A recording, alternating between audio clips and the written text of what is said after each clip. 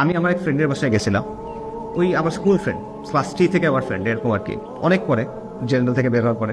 তো আমি তখন পাগড়ি পরে গেছি, জুব্বা পাগড়ি। তো আন্টি আমাকে চিনে, একদম ছোটোকাল থেকে চিনে, বাচ্চাকাল থেকে চিনে। তো তো ওভাবে কথাটা বলে যে তুমি কি এমন আসছো এই সেই। তো আমি বলে যে আচ্ছা তুমি কি হজ করে আসছো? বলছে না।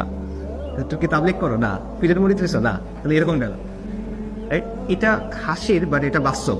মানে তার একটা মাথায় ছক আছে যে কেউ ইসলাম পালন করলে সে হয় তাবলিগ হবে, অথবা সে জামাত ইসলামী হবে, অথবা সে হজ করে আসছে, মানে বয়স্ক এসেছে এখন আল্লাহ বিল্লাহ করো, অথবা সে মাদ্রাসার পরে মাদ্রাসার স্টুডেন্ট বা মাদ্রাসার টিচার, এরকম পীরের মুরিদ, অথবা সে পীরের মুরিদ।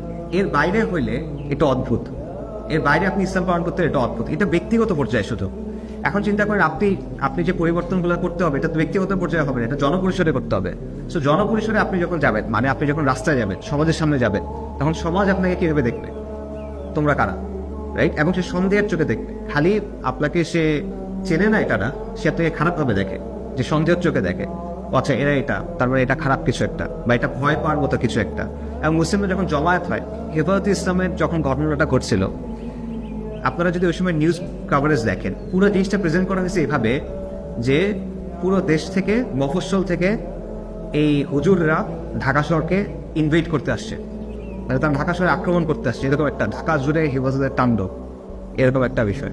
গাছ কাটছে, গুলি করে মেরেছে, এটা খবর নেই, গাছ কাটছে, এটা হলো সমস্যা। মানে আপনি বাইরের একটা ইনভেডিং ফোর্স, আপনি সমাজে অপর, রাইট? এই ব্যাপারগুলো আসলে আছে।